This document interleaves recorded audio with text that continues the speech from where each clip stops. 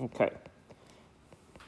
And I mentioned last week that there are sort of two general things that people think of as unemployment. One are the jobless claims, which are part of the unemployment insurance programs. Okay, UI programs. Okay, and sometimes you hear discussion of jobless claims or new people on unemployment, which refers to these people receiving unemployment benefits. But for unemployment rates, and most often when economists or financial people talk about unemployment, they're discussing the statistical calculation that comes from the Bureau of Labor Statistics. Okay, so I'm going to talk more about that today. Okay, so Bureau of Labor Statistics, as I said, every month goes around and surveys a whole bunch of households across the U.S. And interviews all adults within those households and asks them a series of questions about their work behavior. And among them are two questions. One about whether a person is working for pay, and a second about whether the person is actively searching for work. Okay. And based on these two questions, everyone in the population gets classified into one of three categories: either employed, unemployed, or out of the labor force. Okay. The first two categories, employed and unemployed, are the labor force. Okay, hang on, let me write these things down. Out of the labor force. Okay, the first two categories, these make up the labor force. Okay, those are kind of all people, sort of, approximately, all the people who would like to work. The three categories together, these cover the entire population. Okay. Everyone in what is considered the population is placed into one of these three categories. Okay. The population, as I said, everyone 16 and up, civilian, non-institutionalized. Non-institutionalized means not in prison, not in the military, not living in an assisted living facility, and some other things like that. Okay, so based on this, the BLS comes up with a couple of calculations. One is the unemployment rate.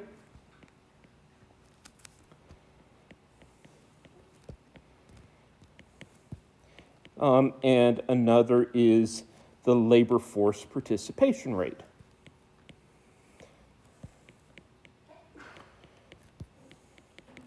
Okay. The unemployment rate is the fraction of the labor force who are unemployed. So unemployed divided by the size of the labor force. The labor force participation rate is the labor force as a fraction of the population. Okay, so let's kind of do an example. Suppose that BLS surveys a country with a population of 100 million workers. Let me just say 100 million people. And of these people,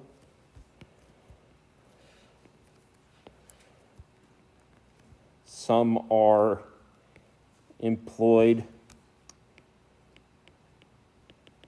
working for pay, some are not working,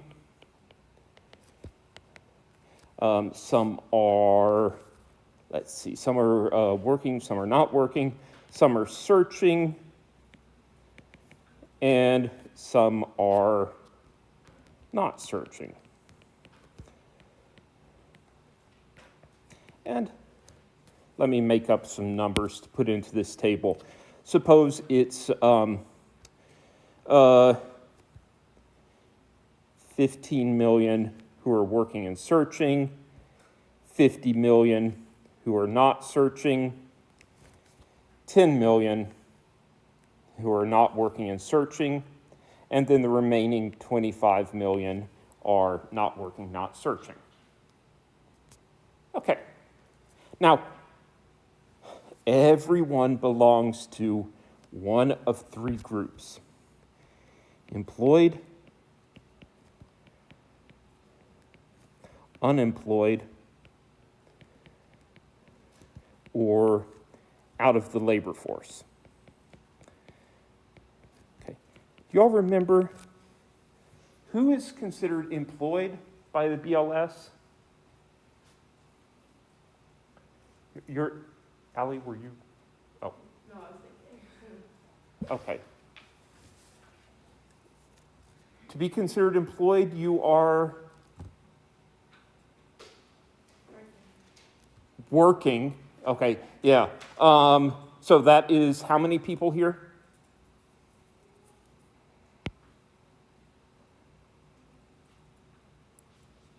Yeah, 65 million, okay. And just to be clear, people who are working and searching plus people who are working and not searching, okay? We talk about on-the-job search, people who are employed but are actively seeking other jobs. The Bureau of Labor Statistics considers them employed. They work for pay.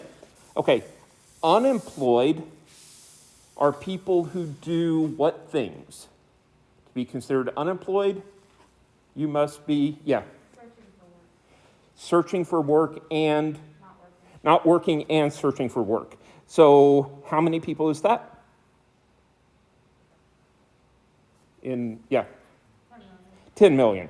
Great. Okay, and out of the labor force are the people who are what? They are, yeah. Not working and not searching. So that's the remaining 25 million. Okay. Now, next, the unemployment rate is calculated as the fraction of the labor force who are unemployed. So that is 10 million divided by, 75 million. And to be completely clear, it's divided by the size of the labor force, not the population. Okay, and then this comes out to something. Something percent. Plug it into your calculator. The labor force participation rate is then the labor force as a fraction of the population. So the population is 100 million. How many people are in the labor force? 75 million, right? All the people who are employed or unemployed. So this comes out to a nice even 75% labor force participation rate. Okay, the people who are OLF, out of the labor force, that is kind of the BLS's way of setting up a category for people who choose not to work. Okay, so I might have surveyed this class last week. How many of you all have jobs right now? Okay, you all are employed, right? Of those of you who are not employed, how many of you searched for jobs? Okay, 2 people, 3 people, 4 people? Okay, search for internships? Okay, anyone who searched for an internship, that counts as searching for, sort of counts as searching for a job. Okay, so those of you who you don't have a job but you search for something, you are unemployed. by the BLS's classification.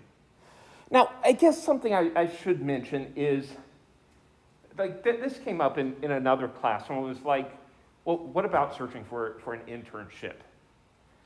And I'm like, well, it's up to you. The BLS asks people these questions. Did you search for a job? If you say yes, then they count you as like searching. And so you might not think of, oh, hey, yeah, I submitted an application for an internship, so technically I am searching for a job. It's kind of up to the respondent. No, I shouldn't say kind of up to the respondent. It is up to the respondent to answer these questions however they feel appropriate. Okay, so if it slips your mind that searching for an internship might be searching for a job, then you don't get classified as unemployed. Yeah. What if people lie then? What if people lie? Hell. Do you remember the TV show House or House MD? Okay. It involved a doctor who tried to diagnose strange crimes, strange medical conditions. And his number one rule was people lie. Like you ask patients about their medical history and they give you kind of a half-truth. Yeah. This is always a problem with self-reported data, including information on things like workers' wages and how much people earn are often like based on what people respond. And this creates challenges. Recently, the business school published some statistics on what business school students earn upon graduation. And I was just thinking, this is a chapter out of one of my textbooks. It's literally the first chapter of a textbook I used in the past called How to Lie with Statistics, was about like a university publishing its graduates' earnings. And it was like, what does this number really mean? When you think about, well, it's up to people to voluntarily answer this question. It's also only the people that the university can track down. Even if they voluntarily answer the question, they are there's no independent verification really of how much they earn. So it's kind of what they want. So it's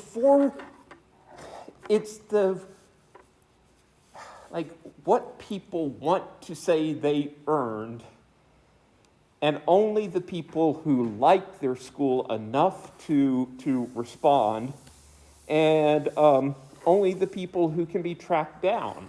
And like none of these things are just random.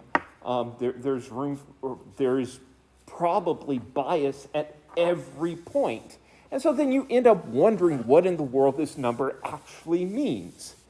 So, I mean, these are the kinds of things that the BLS, takes seriously, but at the same time, like, the unemployment measure is what it is. And that's going to be the next thing that I kind of drive home. Like, the reason I bring these things up is so you all understand that it may not reflect accurately the fraction of the labor force who are searching for jobs.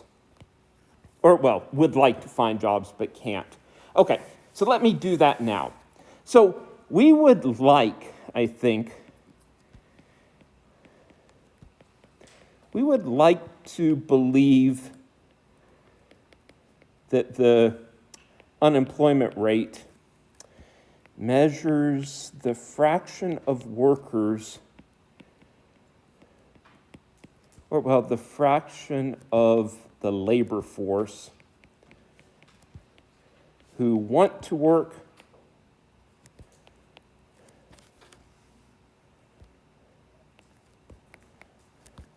but cannot find work.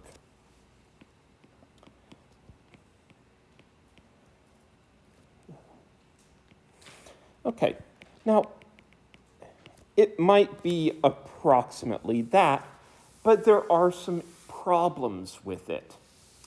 Okay, the first of these actually came up during last year's vice presidential debate. It was interesting. So, Vice President Pence, during the debates, pointed out that from the beginning of the COVID pandemic, well, the COVID pandemic had a spike in unemployment, and then that came down. So from the height of unemployment, right, from the peak of unemployment to October, the unemployment rate dropped by 14 percentage points, which is a true statement. Okay, to which then Senator Harris responded that, but only half found jobs. Okay? Only half of that 14% found jobs. And there's another way that people can leave being unemployed. Okay? The other half, she said, were discouraged. Okay? So remember, there are two criteria that a person must meet to be considered unemployed: not working and searching. So if a person, so there are two ways that a person can leave the classification of being unemployed. One is by finding work. The other is by stopping searching for a job. And those are called, this is a big deal, discouraged workers. Okay? So what I'm talking about now are reasons why the measured unemployment rate might not accurately represent what we want it to represent. Discouraged workers happen when the economy, or let me back up. When the labor market is especially bad,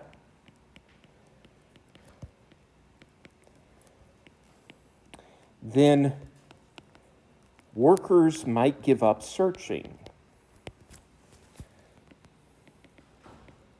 Okay. When they stop searching for jobs, they are no longer considered unemployed. Okay?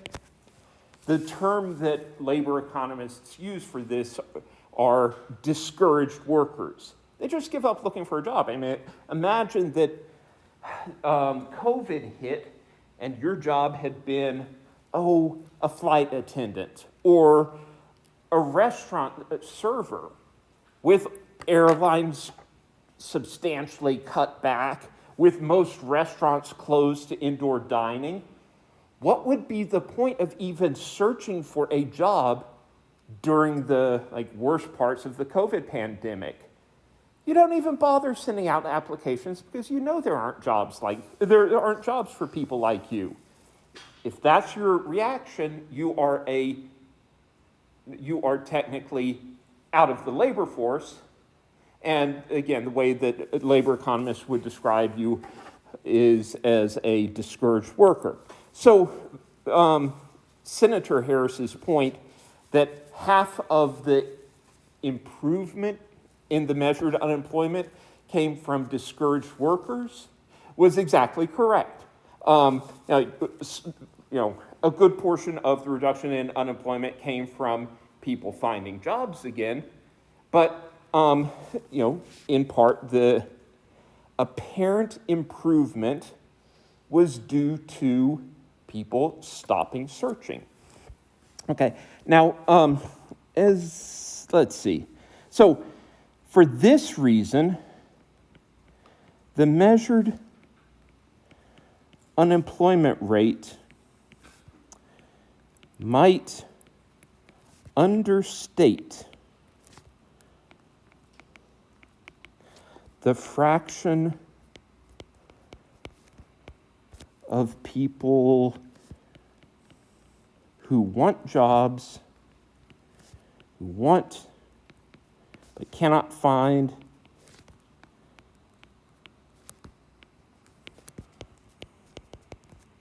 jobs.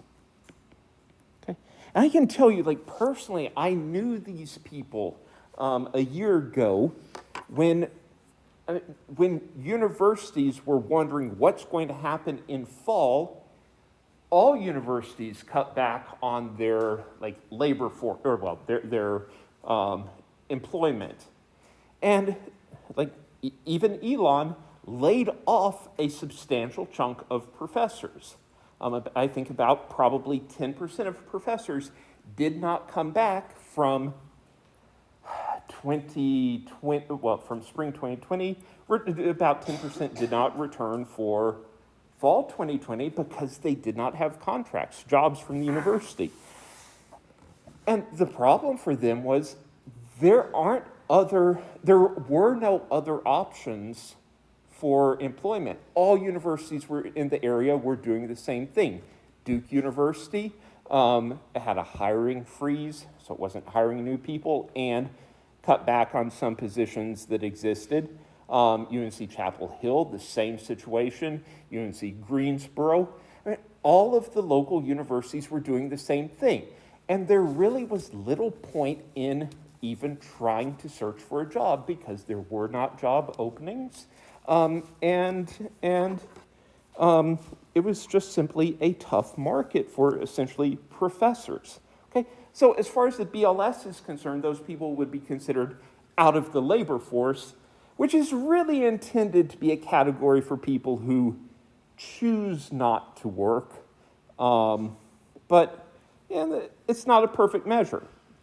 Okay, now, among the other reasons why the measured unemployment rate might understate people who want but cannot find jobs is what I'd call underemployment.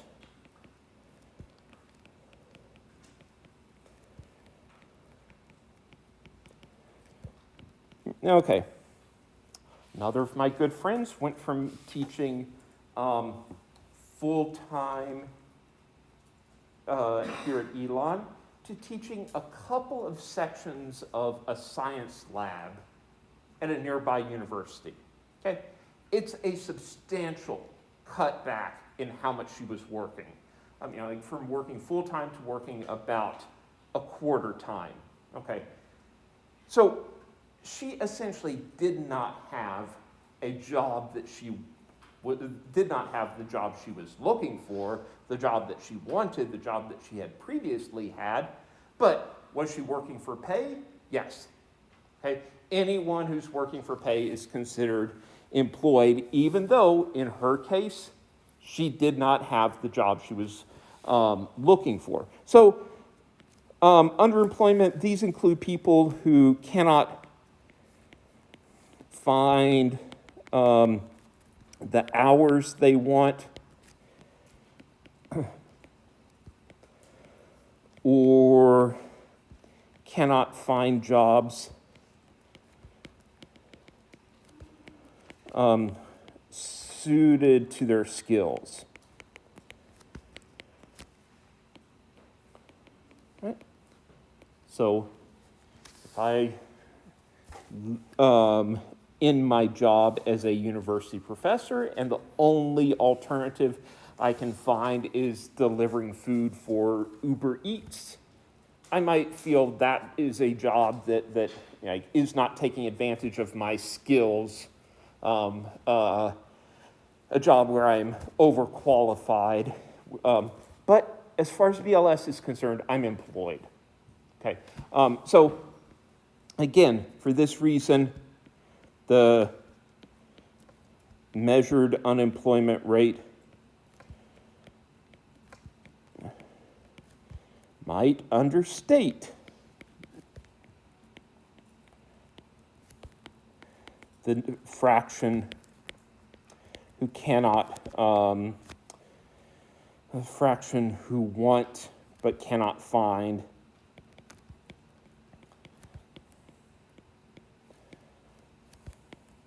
jobs. Okay. Yeah. So got it? Okay. So these are a couple of reasons. A third reason why the measured unemployment rate might not accurately represent the fraction of people who want but cannot find jobs is just sort of reporting error, or the fact that this measure is self-reported. This is along the lines of what Allie, correct, asked, like, can't people just lie? Oh, absolutely. For survey methodologists, that's sort of, as with Dr. House, sort of the first rule or thing to keep in mind is that people might not accurately answer the question. And to me as an economist, I wonder, what is the motivation? What are people's motivations when they answer survey questions? And they are presumably trying to do what is in their best interest, what makes them happiest. I imagine we all get some happiness from being honest and answering a question honestly, but we also get some happiness from just maybe presenting the world the way we would like it to be, or hiding things that cause us embarrassment. So, yeah, people might misstate whether they are working either by accident.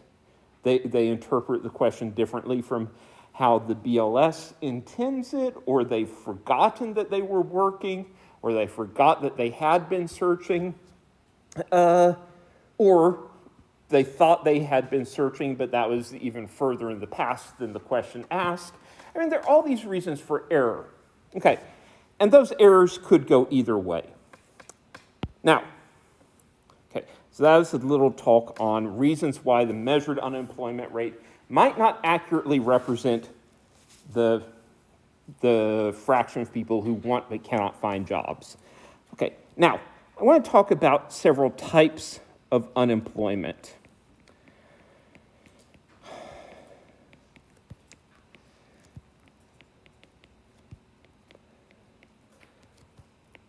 Okay.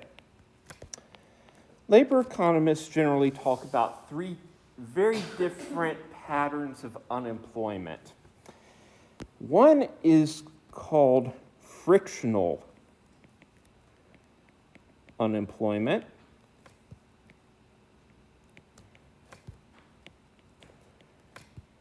Okay. Which is, in my best description, kind of like between jobs.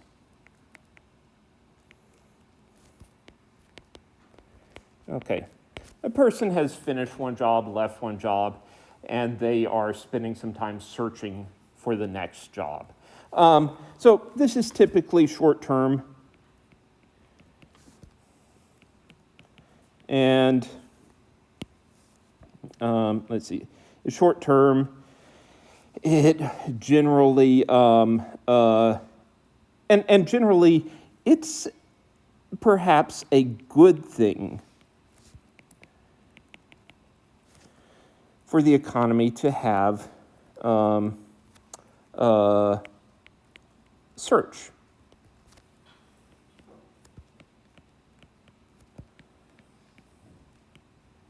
Okay, by the way, some of you all, when you graduate from college, might find yourselves in this group of probably like frictionally unemployed workers. You might not have a job immediately the moment you graduate, but you're searching and you will soon find a job. Frictional unemployment, as I said, it can be a good thing for the economy that not everyone has a job and that people are searching for jobs that might be better matched to their skills. Okay, a person has worked in some job might have worked in some job for a long time. They recognize it was not a good match for them. They'd be happier doing something else. So they leave their job and start searching for something different. I mean, again, it can be part of an improvement.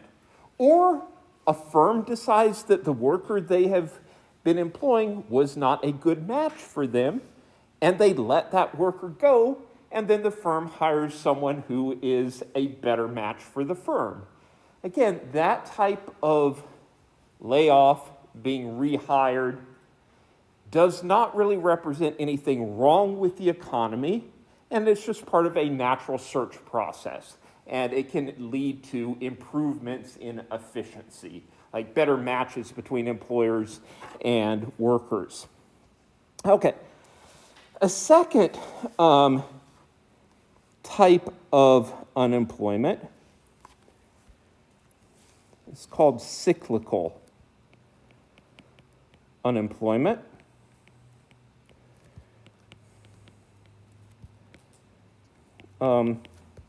The jobs vanish when the economy is bad,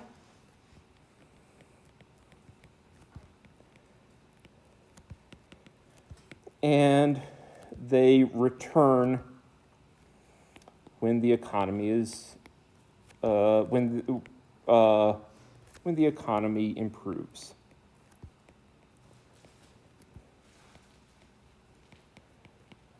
Okay, so the economy goes through natural good spells and bad spells, and it differs for different industries at different times.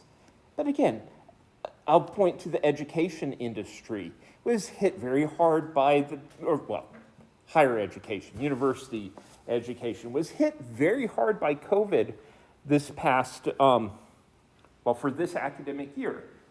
Many universities were letting professors go, okay?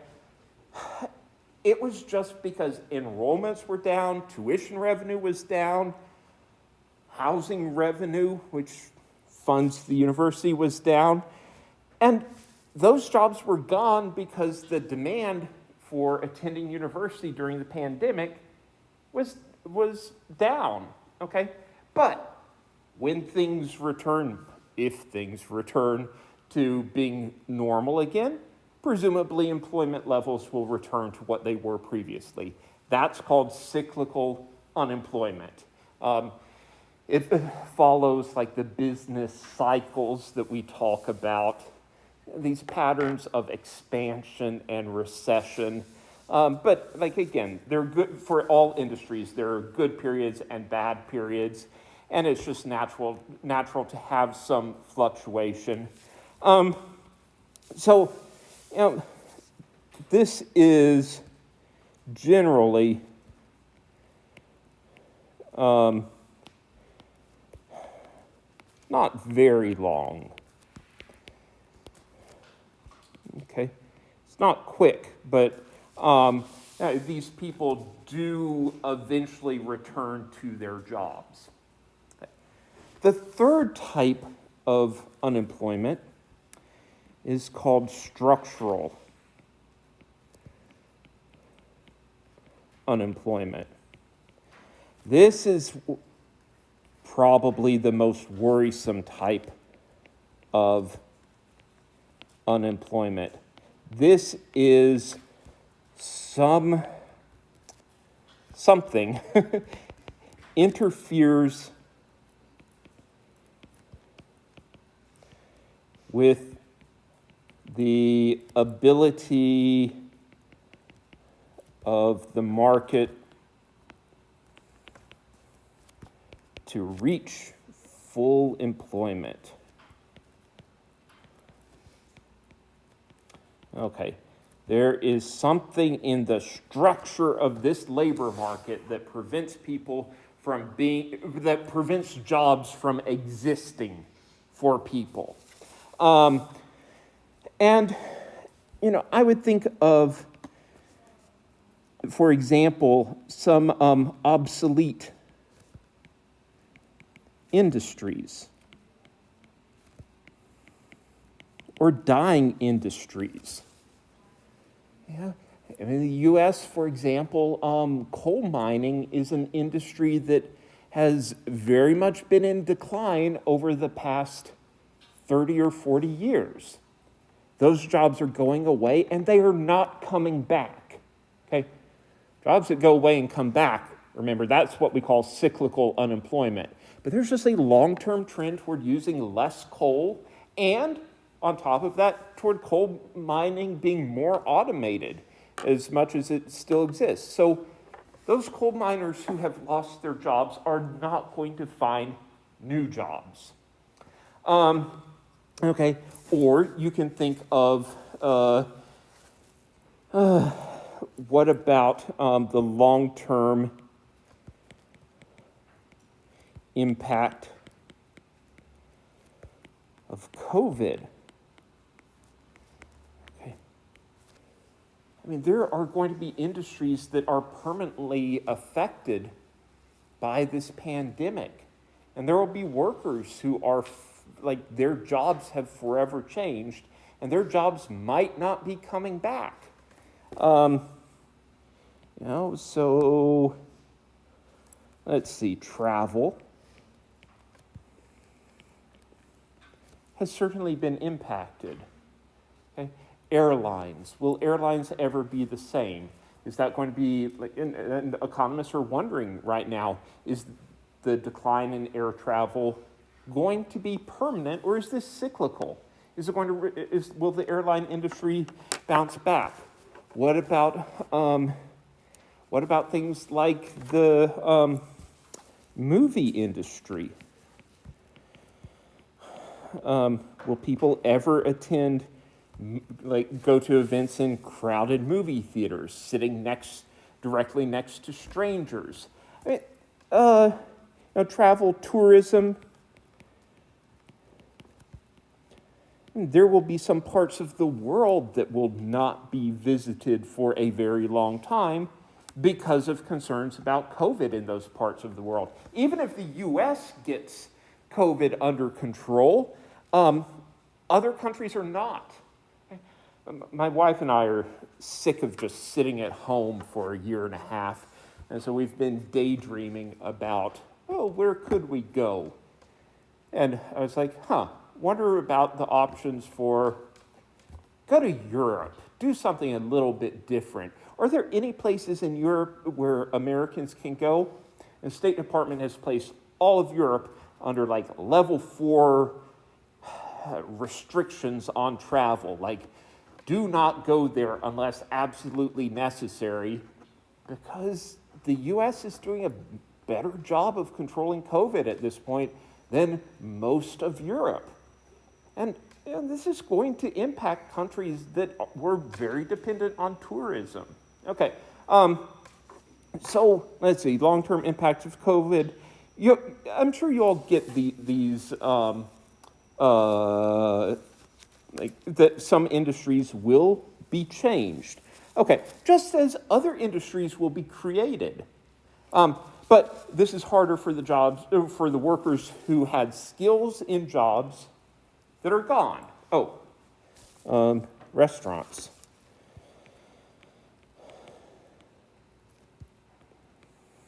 Okay. Will restaurants return to what they were before? There are just a lot of questions. Okay, so obsolete industries, something like COVID can change many markets. Other things might be labor restrictions.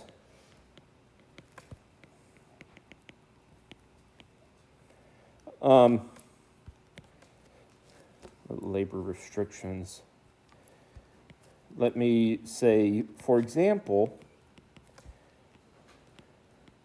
some economists worry that minimum wage laws create long-term unemployment for people who are very low skilled. You know, I get into discussions with well-intentioned friends of mine who believe that it would be great if we raised the minimum wage to $15 an hour. And I do kind of agree. I would love it if everyone could get paid $15 an hour. The problem is some workers do not have skills that are worth $15 an hour to their employers. I'm sorry, but that, inasmuch as that's true, raising the minimum wage to $15 an hour will mean that some workers will have no options for jobs, okay? And will be part of this long-term, structural unemployment. I mentioned structural unemployment. Oh, well, I should say this is long-term.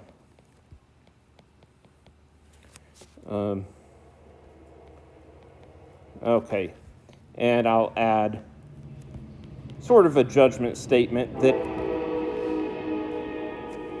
it can be worrisome. It's these may be workers who never have job opportunities or never have job opportunities again. The obsolete industries, the coal miners are the frustrated coal miners and steel workers and manufacturing workers are an ongoing, really political force and a problem that needs to be solved one way or another. And, maybe addressing these problems with training, better with education would be helpful. But again, it's what we call structural unemployment. Minimum wages, maybe unions create structural unemployment. So in the U.S., unionized labor was powerful in the manufacturing industry kind of during the mid to late 20th century, 1900s. And so you can think of the automotive industry as being a large, substantial industry that was highly unionized. Okay, a potential problem with unions demanding higher wages is employers don't like to pay higher wages. And employers would essentially shut down, in the long run, employers shut down factories in places in states that were protective of union rights and move their factories or open new factories in locations where workers were not as unionized or where labor laws were not as friendly to unionizing. Okay, so this means that jobs left cities like Detroit, Michigan, which was the home of Chrysler and its companies. Flint, Michigan, which was the home of Ford and its set of cars. Where was General Motors? General Motors was also in Michigan. Or Akron, Ohio, which was the home of manufacturing tires. All of these jobs have moved to different places. And, in part, the southern states of the U.S. have benefited from more auto manufacturing plants in places where there's cheap labor. Some of the jobs have shifted to Mexico. But the thing is, for the places that had those large manufacturing industries, again, like Michigan with its automotive industry, Akron, Ohio had the rubber industry, Places like Pennsylvania had the steel manufacturing industry. The movement of these jobs has created long-term unemployment for people who had worked in those areas. And again, that's what we call structural unemployment. Okay, long-term, worrisome. It means these workers have few options to get into jobs. Another is just living in places with limited job opportunities. If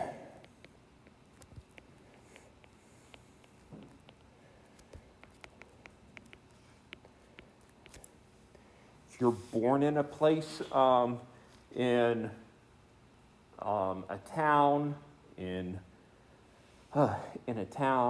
a neighborhood of a city, where there just are not jobs, you are likely to live much of your life there, and you just don't have opportunities to enter the labor force. Okay, so whatever reason, some people are born into circumstances or live in circumstances where they don't have the same job opportunities.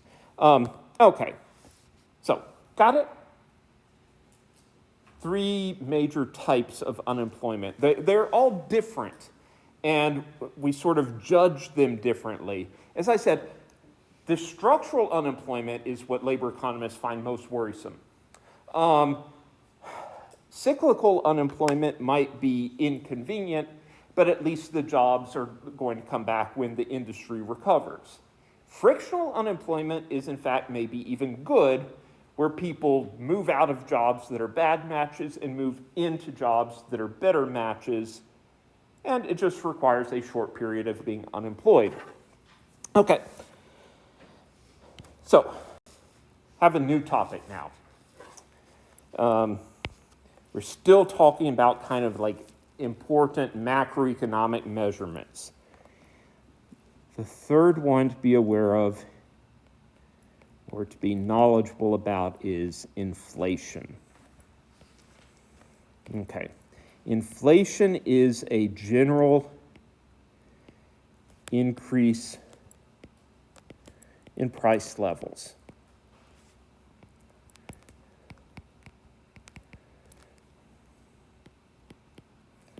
Okay. And an economist would say, if the dollar price of everything were to double from now till next year, and everyone's wages and income and savings all doubled in value, nothing really changes. It's just a general increase in prices across the board that has no real effect. That's just pure inflation, bless you. Okay,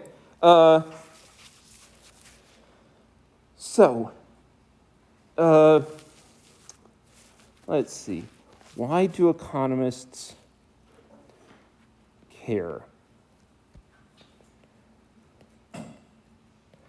Okay, maybe three reasons. The first is to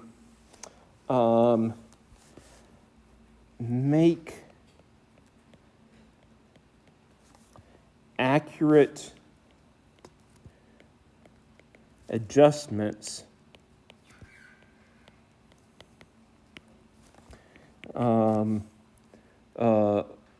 to things like government benefits,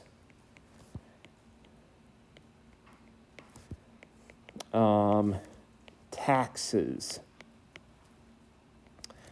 Let's see, government benefits, taxes, and similar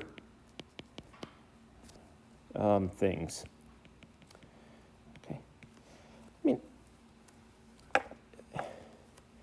imagine that, inflation is happening, and we anticipate that prices will double from this year to next year. And I say, hey, can I borrow $1 from you? I'll repay you $1 next year. Now just forget about whether there should be interest involved. My borrowing $1 today and repaying it with $1 a year from now is not a fair deal because that dollar in a year has less value. So we should adjust that for inflation. If we anticipate that prices will double from this year to next year, a fair deal would be for me to say, can I borrow $1 now and I'll pay you $2 next year? Okay, that's a fair exchange. So to be able to make accurate adjustments over time, and this is important to things, as I say, like government benefits. Okay, so Social Security payments are the big one.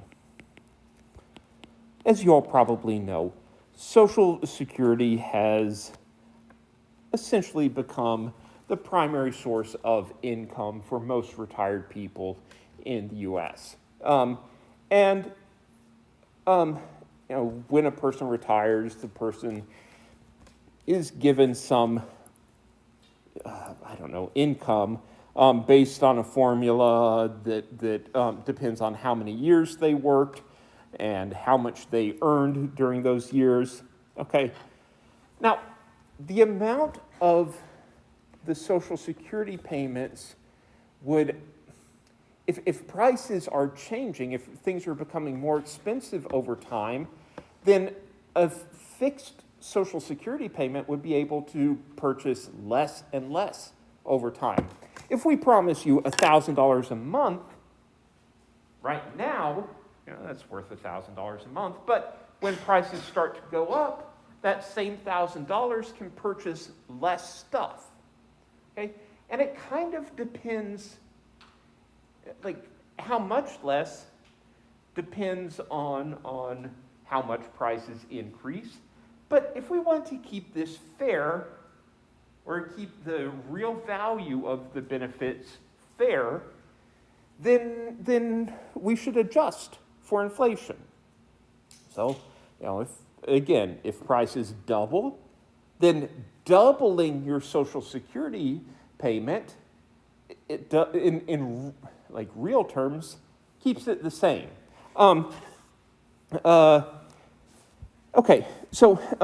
Taxes. The thing with taxes is that usually different ranges of income are taxed differently for workers. And so, for example, imagine that income from $0 to $50,000 is taxed at a low rate, and then from $50,000 and up is taxed at a higher rate. But as inflation happens, those brackets tend to creep down, as we say. So again, like imagine all prices and wages double from this year to next year.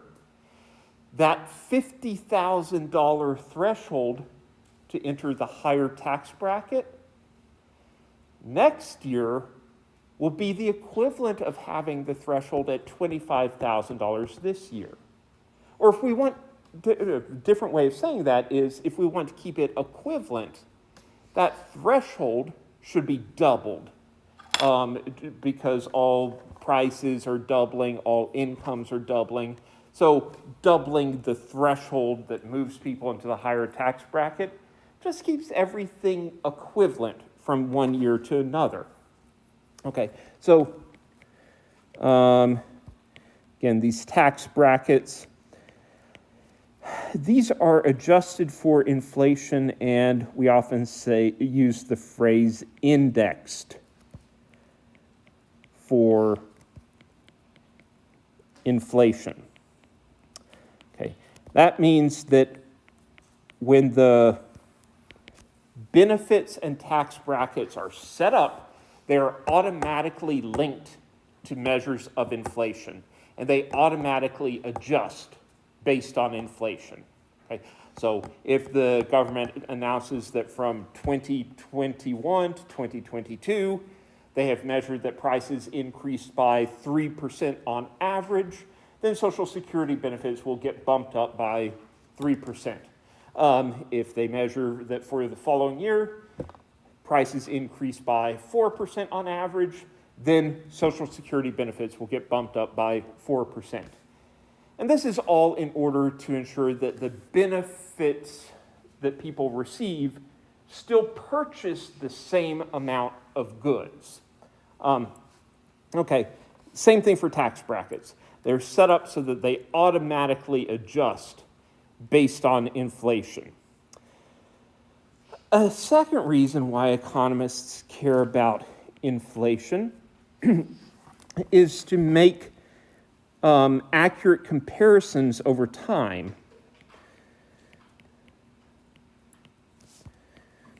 Okay, so to compare economic variables over time. I always bring up the hypothetical grandpa who talks about how cheap gasoline was back in 1960. Well, grandpa, with all due respect, that's not an accurate comparison because everything was cheaper in 1960 and wages were lower. Today, wages are higher, everything is more expensive, and it might be that, it might simply be that, it's hard to compare 30 cents a gallon in 1960 to $2.50 in 2021. It's just not a valid or fair comparison because everything has increased in price. Okay, or to accurately discuss how much GDP has grown over time. In part, the value of GDP or the numerical value increases because prices go up. So economists talk about the two terms that I introduced last week, nominal versus real. Okay, so nominal, remember that means in that year's prices unadjusted for inflation. Okay, emphasis on unadjusted. Real means adjusted for inflation.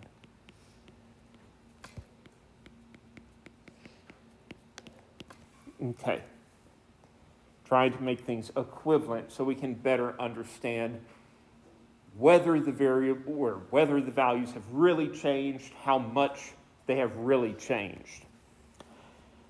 Now, maybe there's a third reason why economists care about inflation, is that maybe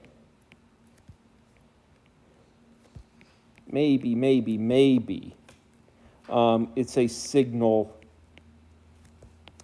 of, maybe it's a signal of the economy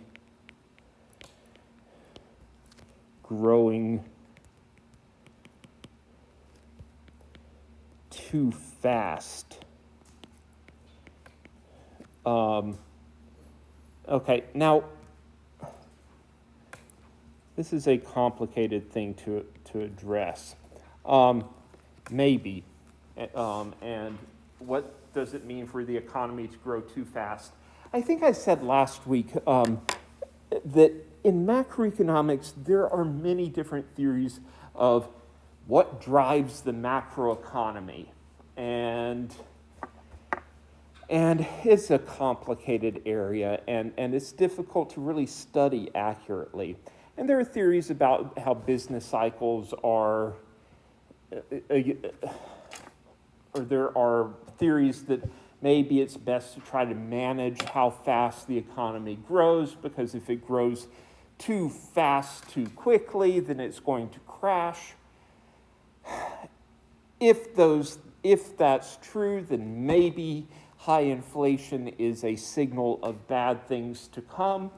Okay, that is one reason why some economists pay attention to inflation. That's one reason why it does get discussed as a macroeconomic variable. Okay, I'm not really going to go this route very much. Okay, mentioned it, and if you listen to the financial news some evening, there's something about, well, Federal Reserve Bank is concerned that maybe inflation is too high, so they're going to do such and such to cut back on inflation. It's because it's because the Federal Reserve or some economists are interpreting the high inflation as a signal that things are growing too fast. Okay. So, now, next topic, how we measure inflation.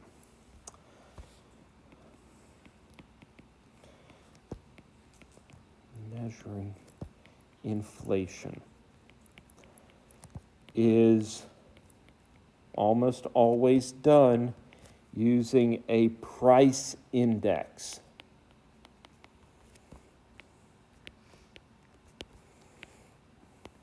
Okay. This involves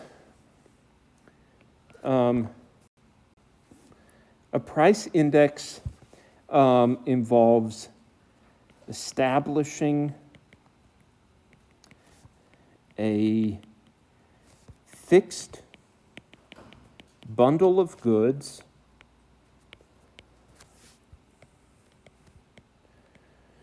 and then pricing the bundle at 1 year's prices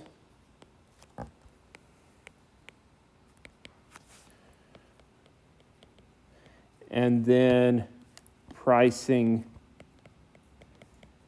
at another year's prices. And then the percentage growth, percentage increase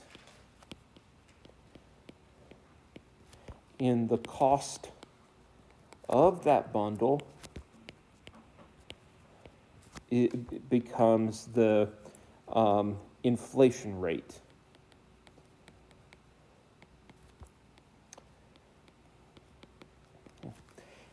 And there are at least three common, similar but slightly different price indices or price indexes that are used, commonly used. One is, and by far the most important, the Consumer Price Index.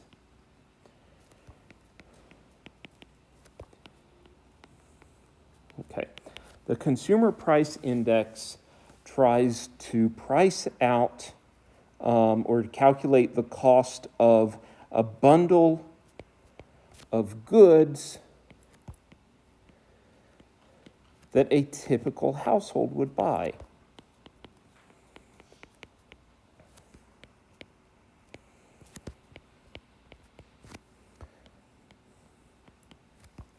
Okay, so the Bureau of Labor Statistics, same people who come up with the unemployment rate numbers, also calculate the Consumer Price Index.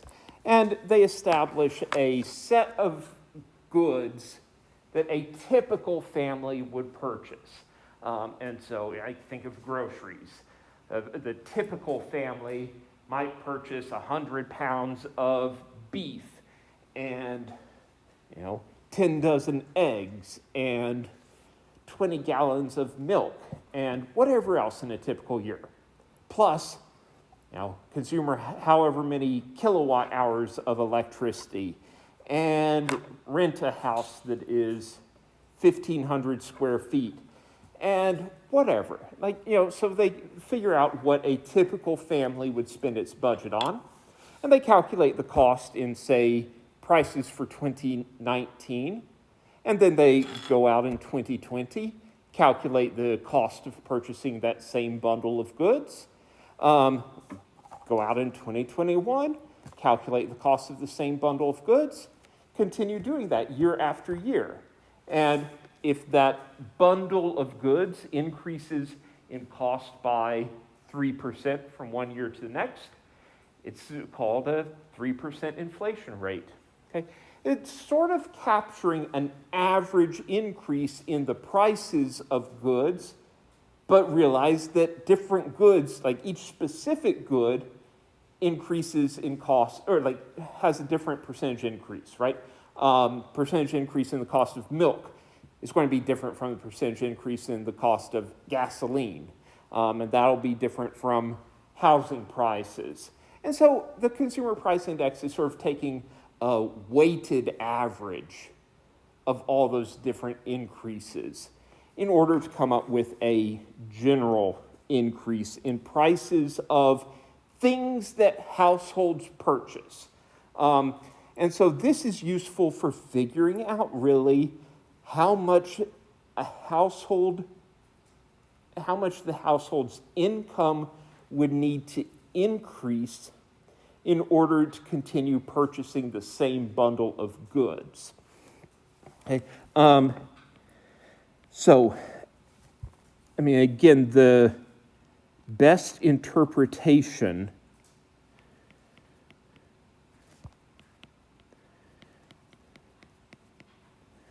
is that if a household's income rises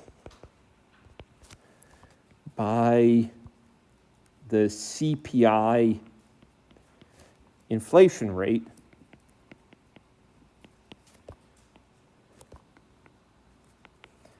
the typical household could purchase the same goods.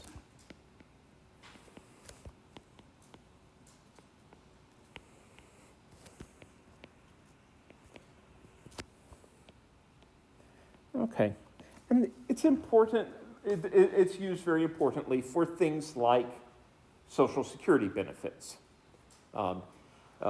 Like trying to ensure that Social Security benefits can still purchase the same goods year after year.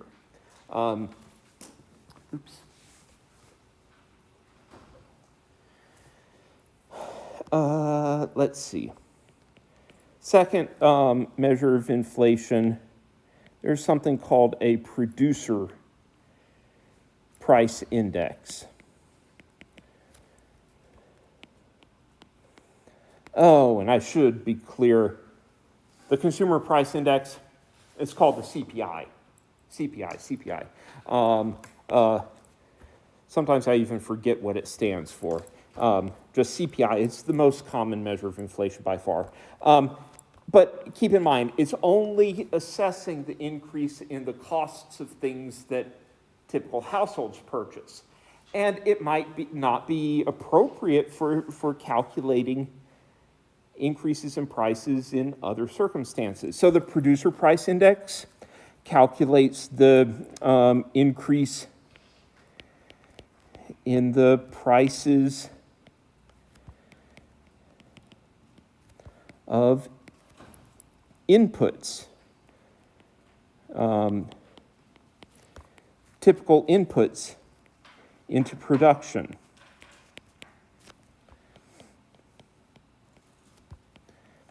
I suppose if you run a firm and you want to think about how much your costs will increase from one year to the next, then the consumer price index is measuring like the general increase in prices of things households purchase, which is not what your business purchases. Your business purchases, steel and gasoline and energy in order to produce and distribute widgets. It's a different set of things that you purchase, and the producer price index tries to kind of average out the increase in the prices of things that producers purchase. A third measure of inflation is called the GDP deflator. Okay, and for this, the bundle used is the set of goods produced in the U.S.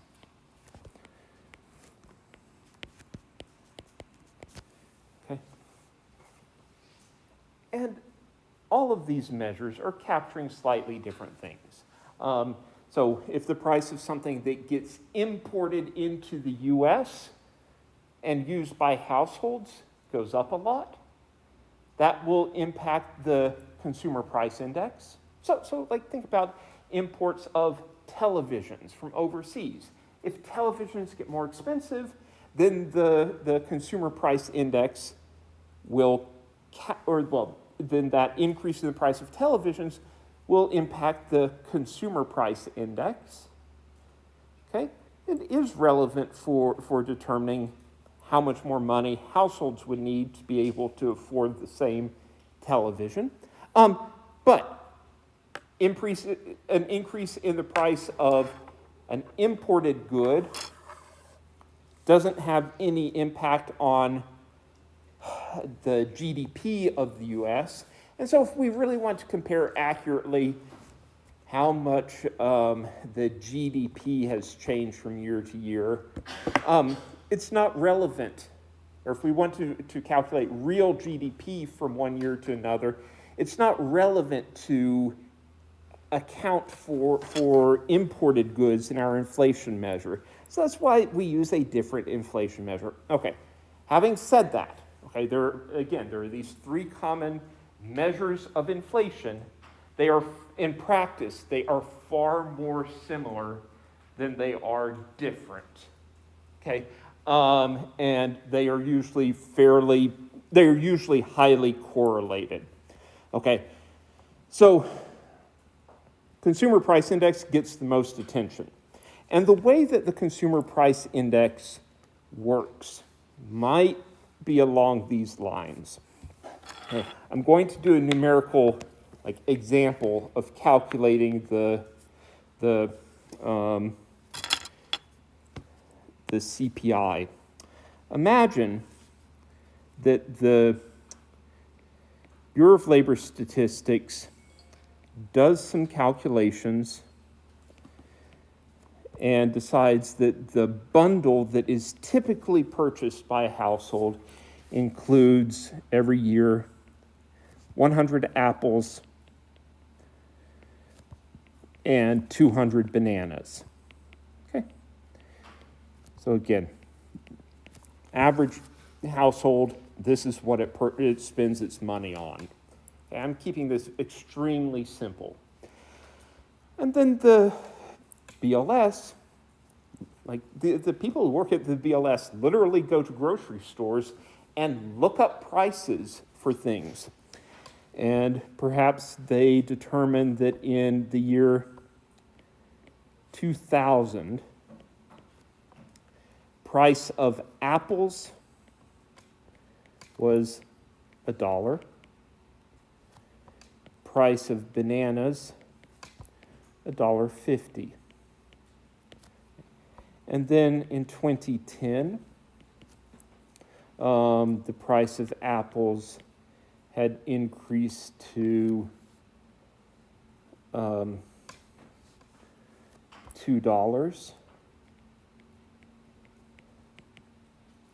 And the price of bananas had increased to $2.25. And then in 2020, price of apples was remained $2. And the price of bananas was $3. Okay. So okay, then the way that the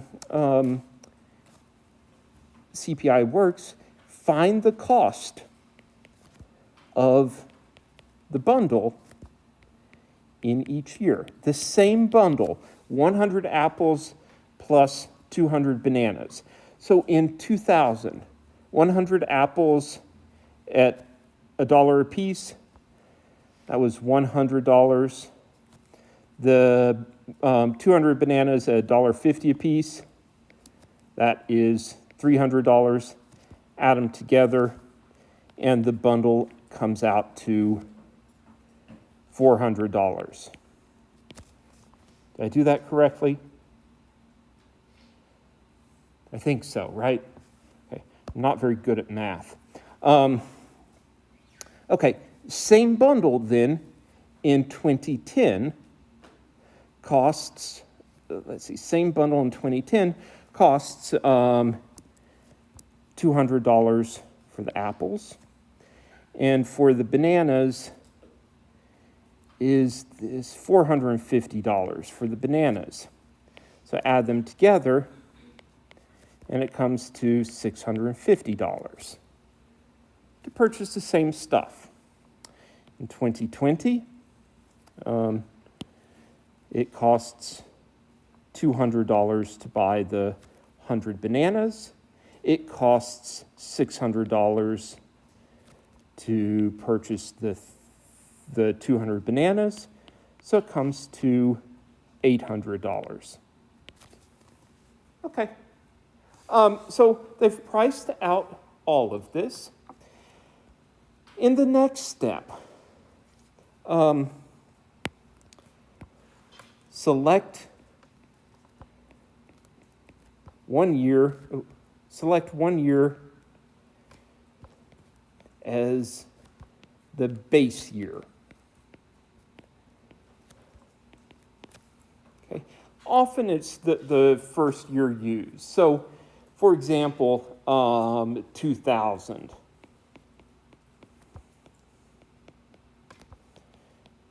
Okay. Then we divide each year's. We look at how much more each year's prices cost, and so the CPI for year X is the cost in year X divided by the cost in the base year times 100. Okay. This will make the CPI equal to 100 for the base year, and then something different for the other years. Okay. So again, going to this example, the CPI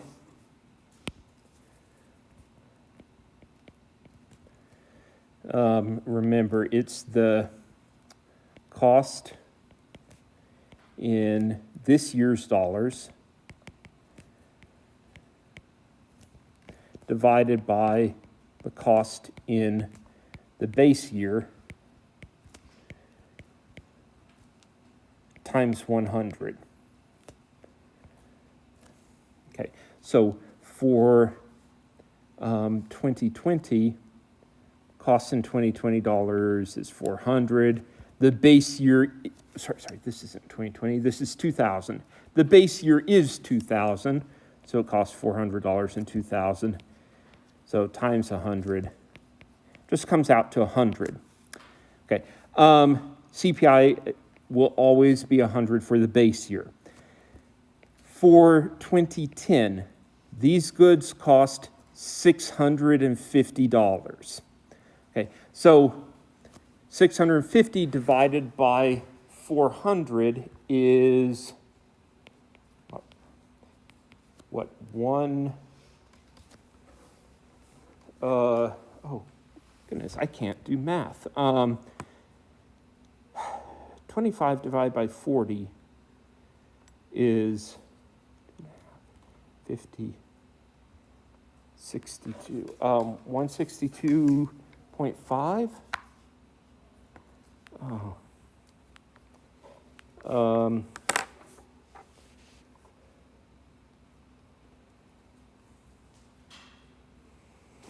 Yeah, okay. 1.625 times 100 equals 162.5 would be the value of the CPI for 2010.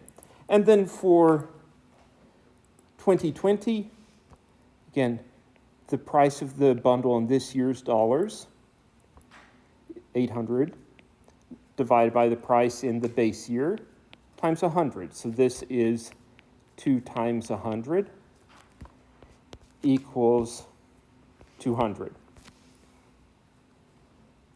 Okay, so taking these values, let me just come down here. In this example, the CPI for 2000 was equal to 100. CPI for 2010 had a value of 162.5. CPI for 2020 had a value of 200. Okay. These values can be used to adjust for inflation. Okay. The easiest way to think of this is that $100 in this base year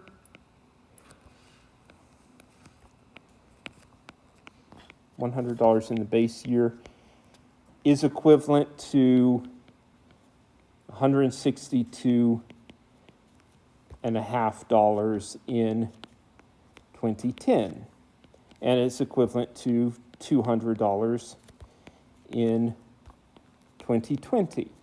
Okay. Or to be more accurate, the bundle that people, if you earned, for example, $100 in the base year in 2000, a salary of $200 would allow you to purchase exactly the same things that you did. Okay, so if your salary were to double, you could purchase exactly you could purchase exactly the same things that you did earlier. Okay, to adjust prices.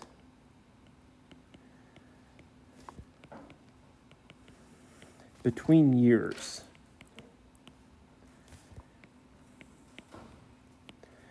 Okay. We want to know X dollars in year in year A equals how many dollars in year B. The way to do this is take X and multiply by the CPI for year B divided by the CPI for year A.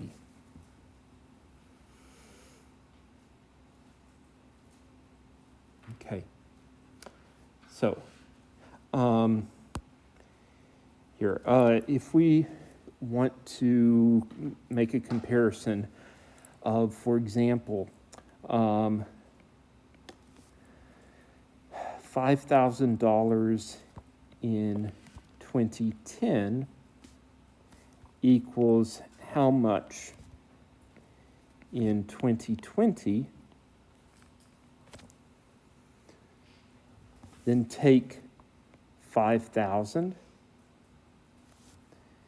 and multiply by the CPI for 2020 and divide by the CPI for 2010. So that's $5,000 times, and then 200 over 162.5.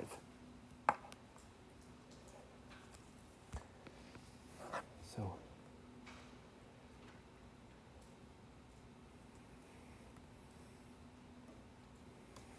okay, 62.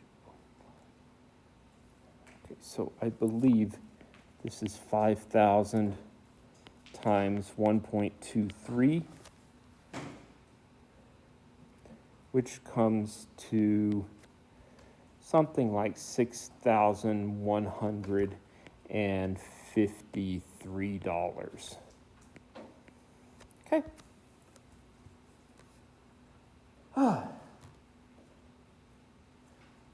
So, I mean, these calculations are tedious.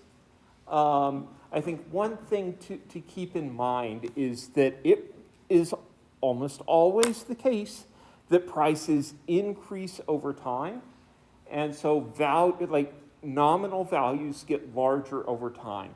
So if you adjust a value in the past into today's value, or into an equivalent amount today, the amount today will be larger, okay? So, like, we're looking at what $5,000 in 2010 would be worth today. Anticipate that the answer will be larger than $5,000, okay?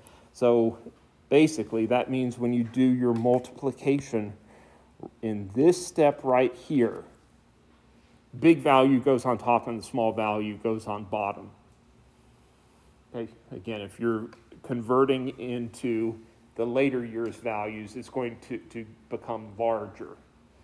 Okay, so maybe, again, just sort of like store that in your mind. Are we good? Okay.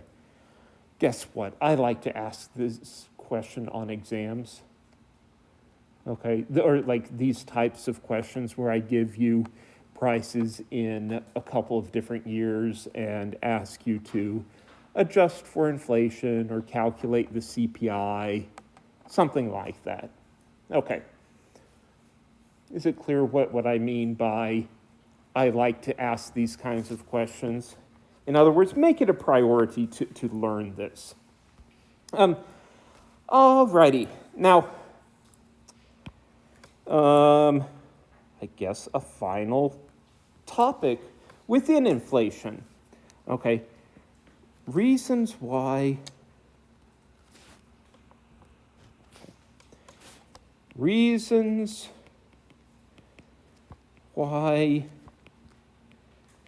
the CPI might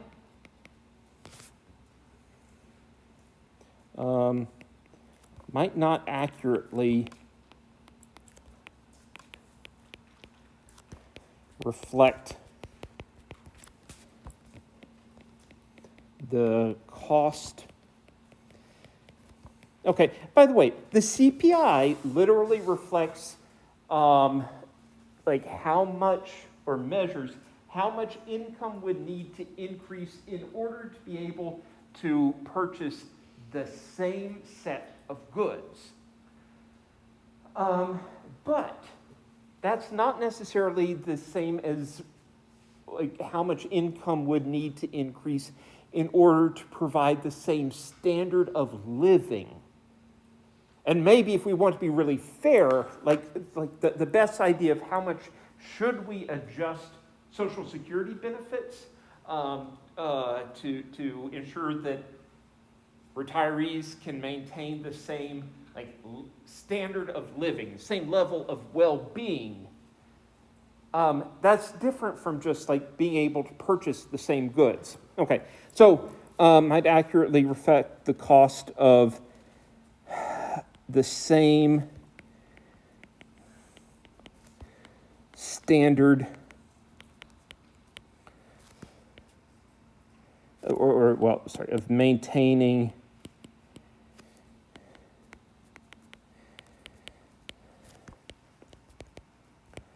the same, again, standard of living, like happiness.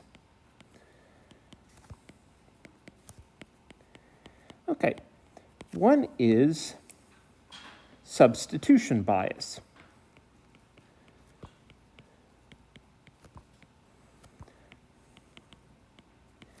Okay, so as one good becomes more expensive, people purchase less of it.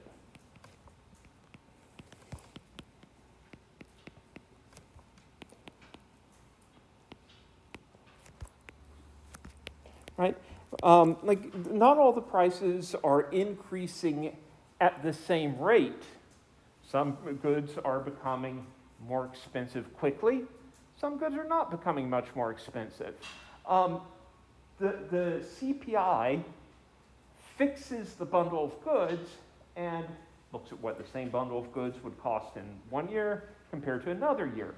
But consumers are actually going to change what they do and shift away from purchasing the thing that became really expensive and instead purchase more of the thing where the price did not increase as much. Okay, so like, for example, very simple example, suppose that the typical family, or suppose we start out in 2021 and like a bottle of Coke costs $1, a bottle of Pepsi costs $1, and the typical family purchases 50 bottles of Coke and 50 bottles of Pepsi in a year. Now, between this year and next year, between 2021 and 2022, the price of Coke goes from $1 to $2 a bottle, but the price of Pepsi remains the same. Okay. According to the CPI calculation, prices have increased by 50%, or the CPI has increased from 100 to 150, and which suggests that a family that previously got by on $100 would need to have $150 to purchase the same bundle of goods, which is true. But since Coke and Pepsi are so similar, the natural response for many households is that when Coke becomes more expensive and Pepsi stays the same in price, just stop buying so much Coke and instead buy Pepsi. So in fact, it could be the case that in 2021, we find that the typical family is purchasing 90 bottles of Pepsi and only 10 bottles of Coke. Okay, so they've shifted away from drinking Coke because it became more expensive. In fact, in order to be able to purchase this new bundle of goods, the family needs $110, right? But again, they've just shifted from purchasing so much Coke to purchasing more Pepsi, and they're almost interchangeable. So, again, this is called substitution bias. As one good becomes relatively more expensive, people purchase less of that, and they substitute toward purchasing things where the price did not increase as much. And so, in fact, if you increased the family's income from $100 to $150 because Coke became so much more expensive, the family might even just go out and purchase 150 Pepsis, and they are much happier. Okay, the CPI has overstated how much more money they would need to maintain the same level of happiness. So, okay. The second thing, new goods.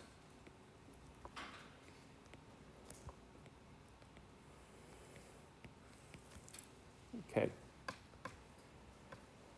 So, it could be that the CPI was based on Coke and Pepsi, but then in 2022, some company invents a new, wonderful, great cola that is much better than, just period, enters the market. How do we adjust the CPI, or how do we incorporate the price of this new cola into our inflation measures? Or think, more long-term. The CPI today includes costs of housing, costs of food, costs of utilities. And among the utilities that people purchase today, if you think of your monthly utility bills, or if you're aware of what typical monthly utility bills are, there is, of course, electricity, water, telephone, cell phone, internet, right? Those are some of the important utilities. Well, think about 1980, what utilities were people purchasing? Anyway, let me add another one in. Television, okay? If you pay for cable television or satellite TV. Just think of, in 1980, cell phone service was not a thing. Internet was not a thing. It was not part of the bundle that a typical household purchased at that time, okay? At some point, it did become part of the, what a typical household purchased, but the CPI doesn't have a way of easily incorporating new goods. It's supposed to be a fixed set of goods. Okay,